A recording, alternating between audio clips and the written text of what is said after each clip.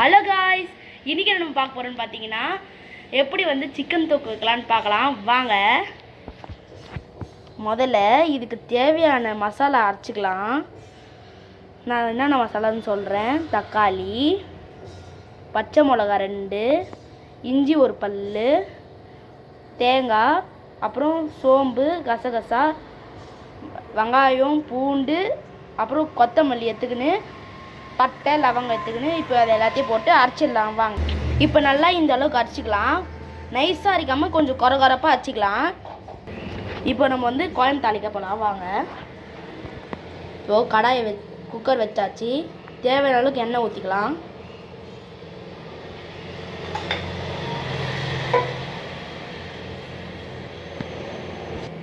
எண்ணெய் சூடாயிட்ட பேர் கடுகை போட்டுக்கலாம். கடுகு நல்லா பொரியுது. இப்போ கறிவேப்பிலை போட்டுக்கலாம். கறிவேப்பிலை நல்லா பொரிஞ்சு வச்சுட்டு இப்போ நம்ம அரைச்சி வச்சு கொரகொரப்பு பேஸ்ட் போட்டுக்கலாம்.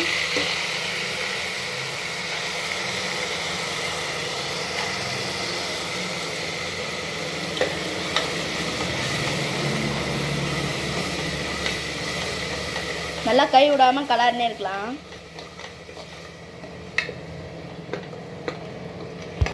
இப்போ சிக்கனை போட்டுக்கலாம். சிக்கன் 250 கிராம் எடுத்துக்கிறோம். இப்போ அதை போட்டுக்கலாம்.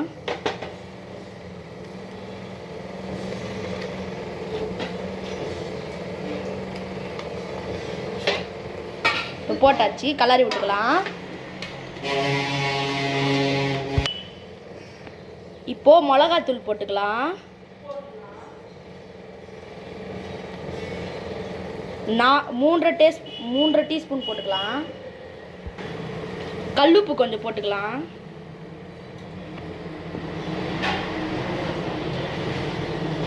இப்போ நம்ம கலர் விட்டுக்கலாம்.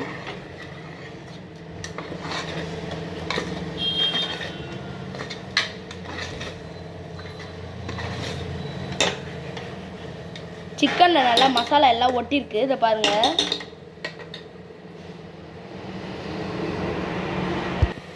தண்ணி தேவையான அளவுக்கு ஊற்றிக்கலாம்.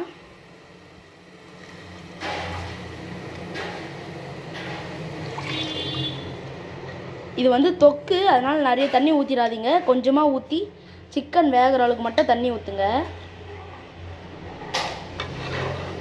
இப்போ நல்லா கலரி விட்டுக்கலாம்.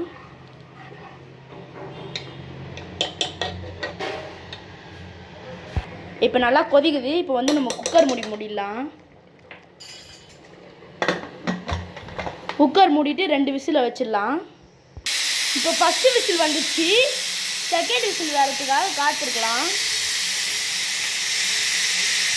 இப்போ செகண்ட் விசில் வந்துச்சு. செகண்ட் விசில் வந்த பிறகு நம்ம குக்கரை ஓப்பன் பண்ணிக்கலாம். இப்போ நம்ம விசில் திறந்து விட்டுக்கலாம்.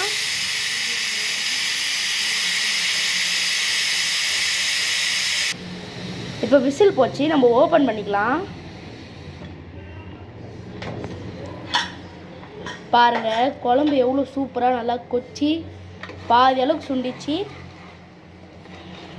சிக்கன் நல்லா வெந்துட்டுருக்கோம். இப்போ நம்ம தண்ணி சுண்டுறதுக்கு மட்டும் வச்சுக்கலாம்.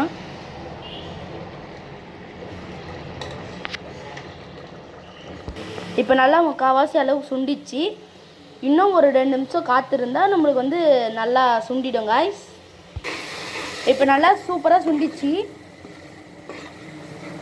இப்போ நல்லா கலரி விட்டுக்கலாம்.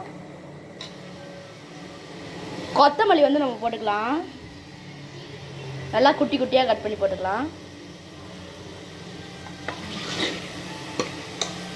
பாருங்கள், சூப்பரான டேஸ்டான கிரேவி ரெடி ஆயிடுச்சு.